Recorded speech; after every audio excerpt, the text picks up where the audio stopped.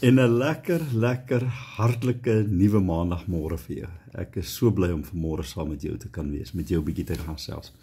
Luister gou hier, ek wil vir jou iets lees uit Eksodus uit. Eksodus hoofstuk 15 vers 22 sê: Daarop het Moses die Israeliete laat wegtrek van die Skelsee af, en hulle het uitgetrek na die woestyn Sur. Hulle het toe 3 dae lank in die woestyn gebring en deurgebring en geen water gekry nie. En hulle het in Mara gekom, maar kon die water van Mara nie drink nie, want die water was bitter. Daarom heet die plek Mara. Toe murmureer die volk teen Moses en sê: Wat moet ons drink? Nou hier is my vraag. Hoeveel keer was jy al op 'n plek of in 'n situasie en jy breek net nie deur nie? Dinge werk net nie vir jou uit nie. En wie was interessant?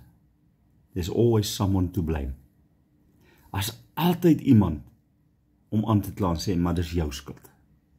Weet jy dat die naam Sur word gesimboliseer met afvalligheid. Afvalligheid bring bitterheid, Mara. En die bitterheid maak dat 'n mens dors word. Dan verlang 'n mens na iets om die dors te les. En wanneer 'n mens bitter is, soek jy altyd iemand om te blameer. Nou ja, almal van ons was al in omstandighede wat nie lekker uitwerk nie.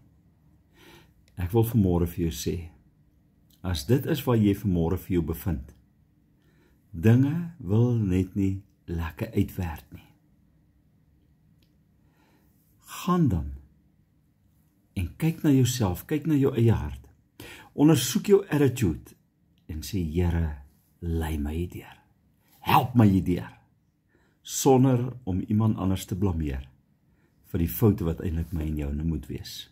Here, dankie dat U so getrou. Help ons om vanmôre aan ons eie deur te klop. En Here, wanneer ons in omstandighede kom, dat ons dit kan hanteer in die naam en die krag van die Here. Amen. Baie lekker week vir jou. Lekker dag, geniet hom. Bye bye.